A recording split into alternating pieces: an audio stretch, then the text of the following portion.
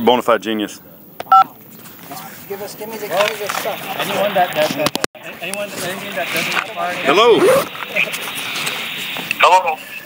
Mr. Hinkson. What's going on with you? I'm walking around the lake with three brothers in Christ, and I just told them that you were an innocent man in prison, spent 15 years, and you're the Nikola Tesla of our day, and it's good to hear your voice. Thank you. Well, it's good to hear your voice, too.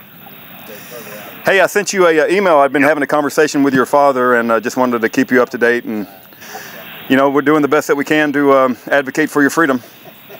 Well, my problem right now is that the person, this Bob, you know, he's been paid, and he's kind of in slow motion, and the only people that have really helped besides you was Dennis.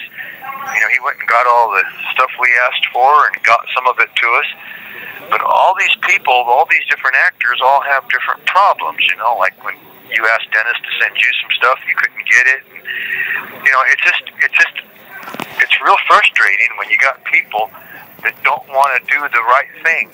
When I say the right thing, I'm not necessarily, it's not a moral call. I'm saying, like, I know that Are you okay? the DeMaya case will win. Wow. It'll get me out. And the Johnson case would have gotten me out. But when you call my father, he doesn't want to hear about any theory because his theory is there's no hope. And he thinks that the only hope is painting my picture on the side of his motorhome and driving around that way. You know? Yeah. Well, I don't fault him for painting his picture on painting your picture on his motorhome. I read your email, yeah. I agree with you. And nobody ever said I had any problems. I read my PSI yesterday, you know. Yeah. That's not what you're in prison for. But it's like 300, it's over 100 pages. I don't know if it's 300 pages, but adulterated minerals and interstate commerce, adulterated medical devices and interstate commerce. It's just basically endless lies. I never made any medical claims on my products. I handed out free samples. I succeeded by giving out free samples, tens of thousands of free samples. If you want some after you got the free sample, call one of my secretaries, you know? Yeah. But now that I'm incarcerated, I'm more than anxious to, you know, do all the testing and make sure that we find out what, you know, what the copper will do. Yeah. Does that make sense? Yes. I'm such a believer in your copper water. I bought a whole gallon of it, and I'm ready. You know, and I saw it work firsthand on John Lamb, so I know it can do a good thing. I saw it work firsthand, so I'm a believer.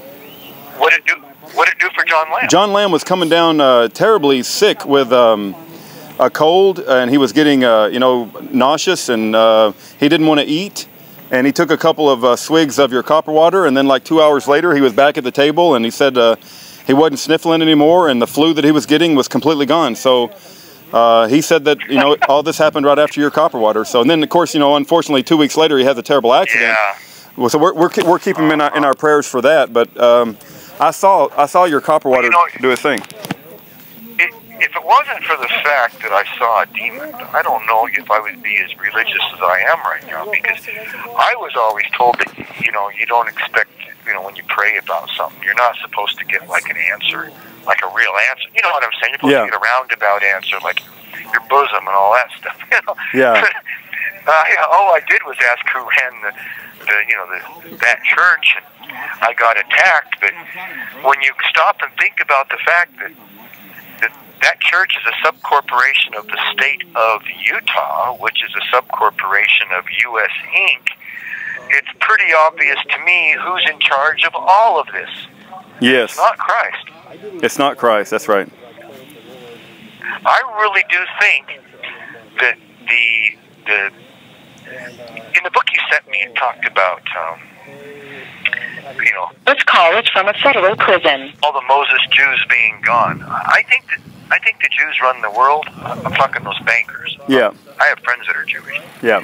I think they run everything. I think they created democracy, which is a demonocracy. I think they created the fascist movement, communism, you know, Karl Marx. I think they created the Grange, the Shriners, the Elks, the Skull and Bones. I think I think they're controlling all of that, and they're controlling everything. And I think that this corporate takeover really was just a situation where they conquered the world by creating one phony corporation after another. You go in, you create Mexico Incorporated, and you get all the leaders to move the corporation into this new corporation. You cancel the republic, you cancel the common law, you cancel the law of Jesus, and you take over with the new deal. Right. You know? Yep. I read your book. I just finished your book on Lincoln, and what really stood out to me was towards the end of the book, it talked about Adolf Hitler was just really loved Abe Lincoln. Really? That surprised me. I don't remember that part, but that is interesting that you bring that up. I don't remember that specific part. Was it Lincoln Unmasked? Was that the name of that one? No, the real Lincoln, I think. The real Lincoln. Okay, there's two. There's one called Lincoln Unmasked, and there's another one called The Real Lincoln. Gotcha. Well, did you think it was a good book overall? I mean, do you think it was fairly accurate? Oh, yeah. Yeah, okay. Yeah. I do. Yeah. And I figured out since I talked to you last time that they actually created the U.S. corporation in 1913. Yeah. I think that Abe Lincoln just created a monstrous situation, kind of like a communist takeover. Right. Or a Nazi takeover. Yeah. People always lift him up as some great American president, but it's exactly the opposite. He certainly was not a great American president. No. And this whole thing, empire building, as the authors talks about, it's really evil. It's quite wicked. Yeah. This is not a government of the people for the people. I don't know what this is anymore. But well, we got everything in high gear. Yeah. I did talk to, Dennis. There's two Dennises, I talked to the East Coast Dennis, and he wants to move forward and do some things. And I've always tried to get all these people to work together, and it's almost impossible. Nobody wants to work together, but I'm trying really hard. What were you going to ask? I was going to ask, what can we do on DiMaia? I mean, I don't have any further. I'm expecting to receive some more information on DiMaia, maybe some sample legal briefs. I'll certainly forward those along if I get any. But is there anything anybody can do to help, your legal appeal or your DiMaia motion? I mean, if people came to me and said, "What can I do to help David Hinkson?" What would be your answer? What should I say to them? Well, I'm trying to get Bob here to finish the DiMaia brief because he knows my case so well. I think if I just patiently wait like Job another week or even half a week, I think he'll actually get the thing done and I can get it in the mail to you. Okay. Really, all you have to do is send in a letter saying, I think I qualify for this, and it's up to them to go research it. I got it. So I don't think we should be letting anybody not get their DiMaia brief filed. What I think we should be doing is making a list of all those people that probably qualify, and as we get closer to the deadline, we need to make sure that we send a little note to every single person that might qualify, just so that we don't get time barred. Right. Now, the qualification is they have to be charged with a 924C3B. Is that? I'm not a legal person. No, actually, it's anything that is too vague. Okay. For instance, I was charged with taking money out of my own bank account, and there's no crime listed. Really? Yeah. You're going to give a guy 10 years in prison for withdrawing his own money. And I didn't even do it. My office manager withdrew the money. $6,000 in January, $6,000 in February. That's 10 years in prison. Were there guns? No. Were there drugs? Nothing criminal. Just he withdrew the money because he didn't want it reported to the IRS. Well, why wouldn't I want it reported to the IRS? I wasn't doing a crime. You can't get more vague than that. Ken Hovind, another prisoner that we advocated for several years ago, he also went to prison for 10 years. He was a Baptist minister, and the way he words it, I withdrew my own money from my own bank to pay my own bills.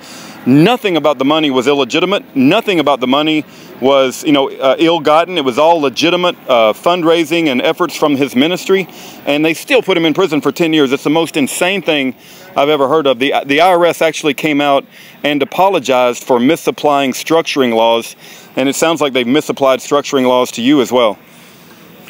The law that I read on structuring says that if a bank teller does this, or if a bank teller I'm not a bank teller. Right. That's vague. Yep. But Yep. you're right about 16B, but my point is, I think DMIA affects any and all vague, anything that's vague. Okay. And so it's going to take out the first 10 years, and it's also, which I've already served, but still I want it taken out. I'm through. Yeah. You know? Well, yeah, you'd like to expunge your record and exonerate yourself. I understand. This country's gone rotten ever since Abe Lincoln was in there. Yes, it has. I agree with that. Rotten ever since. Yeah. It doesn't really matter, you know. I mean, you take the 16th Amendment. If nobody ratified the 16th Amendment, it's a fraud, just like the 14th Amendment. But if it was ratified, which it wasn't, you got to realize that the 16th Amendment never canceled Article 1, where it talks about all taxation by apportionment. You follow? Yeah. Yeah. So if you actually read the briefs I wrote on... This call is from a federal prison. Doug Nolan brief that I wrote that Mel emailed me. She's got it on her computer. If you've read that, that proves they don't own Yellowstone National Park. Have you read it? I haven't read it, but I don't doubt they don't own Yellowstone National Park. I would have thought that if Mel mailed me a copy of that, you would have had a copy of that. I haven't spoken to Mel in quite some time. Have you? Is she still doing okay, or? Oh, yeah. Okay. But that's not the point. I mean, she got it from Rod Remlin. Okay. Oh, Rod. Yeah, I see Rod's emails from time to time. For some reason, he always goes to my spam folder. Yep. If you wanted to really do something noble right now, you should have gotten that Nolan brief and forwarded it to the Bundys. Okay. Rod will have a copy of what's called the Nolan brief. I'll ask him for a copy. The Nolan brief was on the platinum claims. The feds wouldn't give Nolan his platinum. And so I did the legal brief with that famous attorney Grozade, and we did the Nolan brief, and we filed it, and they brought out coffee and donuts, and they surrendered. And the argument was, you don't own the public lands because of a thing called the equal footing doctrine. If one state didn't give up the land and the next state did, it violates the equal footing doctrine. See, the whole Bundy fight is over the public land. The feds say they own it, and Bundy says he owns it. I assure you, Bundys own it. Yeah. That brief proves it, okay? It's an excellent brief. It's the kind of brief you want to, like, you know, put somewhere in a museum somewhere. You know, Okay. It's almost sacred. Remember, the guy that helped me write that brief was George Grozade. Yeah. I got you. I'm going to get a copy from Rod, and I guess I'll just put it up on the website. It sounds like it's something that needs to be on your webpage. And I'll send it to my There's 3 briefs. Okay, there's 3 of them. Okay. There's 3 briefs. Yep. Right. The first one was Doug Nolan's brief on the platinum claims. The second brief was Barasini, Otto Barasini. Barasini, the orangutans, any which way but loose. Yes. Right turn Clyde. Yep. I rescued the orangutan. It was I that did that. Okay. That brief won, and the judge called me into the courtroom and demanded to know who wrote it. Wow. He wanted to know if I was a lawyer. Yeah. He said it's the best brief he'd ever read, and he'd been a judge for 25 years. It's the best brief I ever read. Wow. Who helped you with this brief? I says, well, you know, Grozade. Oh, Georgie, tell Georgie hello. You know, Georgie's the one that used to have dinner at Al Capone's when he was 5 years old. Uncle Al Capone. My goodness. Yeah. George's father was Al Capone's real enforcer. He was my buddy. And not only that, he was a Christian. Yeah. A real nice guy. It's hard to believe that a mob attorney could be a Christian. Oh, and the third brief is on gun charges, 924C, you know, the 924 charges, and it won. Okay. It's called the Hutton brief. Hutton, H-U-T-T. I'm going to get them. I'm going to get them from Rod, and I'm going to publish them and make sure they go to the Bundys. And we're praying for you, David. We're praying for you. I'm just trying to make some trouble, my friend. You're good at that. You're very good at that. I'm glad you have maintained your sanity. We love you, and we're glad we maintained your sanity, brother. Call you in a couple days. Okay. Take care, David. Bye-bye.